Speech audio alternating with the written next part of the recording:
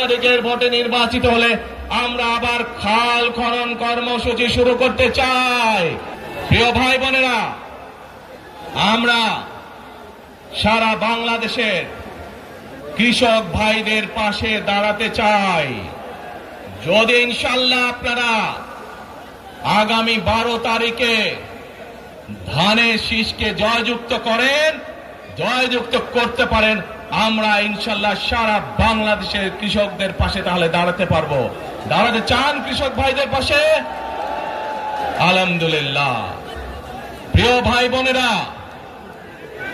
আমরা দেখেছি শহীদ রাষ্ট্রপতি জিয়াউর রহমানের সময় কিভাবে খাল খনন করা হয়েছিল সারা বাংলাদেশে, এবং সেই খাল খনন করার মাধ্যমে কৃষকদের সেচ সুবিধা সহ মানুষের পানির সমস্যার সমাধান হয়েছিল।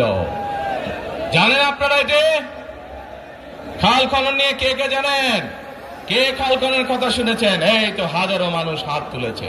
প্রিয় ভাই বোনেরা, বিএনপি ইনশাআল্লাহ 12 তারিখের ভোটে নির্বাচিত হলে আমরা আবার খাল খনন কর্মসূচি শুরু করতে চাই। কে সারা দেশে, সিলেটের বালাগঞ্জ সারা দেশে খাল খনন শুরু করতে চাই? কারা কারা খাল খনন করতে চান?